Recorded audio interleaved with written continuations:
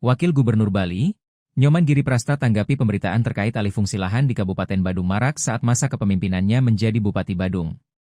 Tercatat di tahun 2024 pada masa kepemimpinan Bupati Badung I Nyoman Giriprasta dan Ketut Suyasa alih fungsi lahan mencapai 348 hektar. Jadi begini, siapapun sebagai pemerintah sudah pasti tidak menginginkan terjadinya alih fungsi lahan. Sudah pasti. Apalagi tanah yang dikonversi. Ketika kemarin saya menjadi bupati itu ada yang dimaksud dengan Omnibus Law, kata Giri usai ditemui pada rapat paripurna DPRD Bali, Rabu 15 Oktober 2025. Lebih lanjutnya, ia mengatakan Omnibus Law ini adalah bagaimana menggabungkan dari semua regulasi dapat dijadikan satu untuk mempermudah salah satu undang-undang cipta kerja. Terlebih pada online single submission, OSS, pemodal asing dengan modal 10 miliar rupiah bisa membangun. Kemudian, jalur hijau dapat dibangun usaha dengan nominal 5 miliar rupiah ke bawah.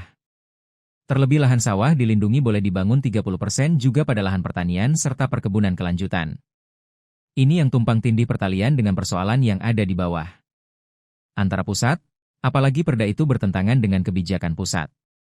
Dengan OSS dia, investor, bisa mencari NIB saja cukup. Ini memang kewalahan bagi kita semua bukan hanya Badung saja.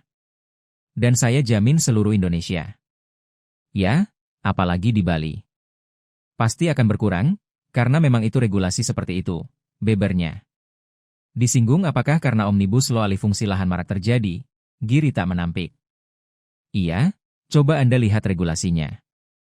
Boleh nggak dengan 5 miliar rupiah ke bawah itu jalur hijau dibangun, tandasnya.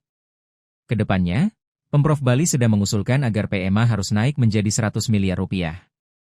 Alih fungsi lahan ini terjadi juga kata Giri sebab regulasi, yang tidak bisa diotak-atik. Kalaupun saya contohkan begini, siapa sebagai aparat bisa nggak menindak persoalan itu? Enggak bisa, sambungnya.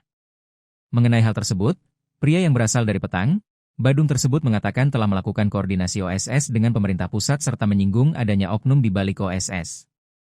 Lahan pertanian perkebunan berkelanjutan di Bali sudah berubah menjadi akomodasi.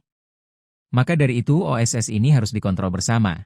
Berbicara masalah zona integritas, ini penting sekali. Zona integritas ada di desa, kelurahan, kecamatan, OPD, kabupaten, kota, provinsi dan Indonesia. Sistem pada OSS yang harus kita benahi bersama caranya dengan salah satu menggunakan sistem. Dengan naiknya nilai PMA di Bali menjadi 100 miliar rupiah dapat memproteksi wilayah Bali. Selain itu juga bertujuan untuk pemerataan ekonomi di Bali dan masyarakat harus menjadi tuan di rumahnya sendiri. Itu minimal 100 miliar rupiah kalau memang kita pengennya investor yang datang ke Bali ini kan berkualitas.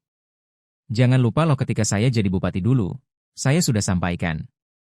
Kita melihat salah satu contoh itu adalah Undang-Undang Kepariwisataan. Ada MICE, kalau didukung oleh manusia, alam, dan budaya Bali, maka Bali ini akan menjadi pusat pariwisata internasional yang ada di dunia. Tutupnya.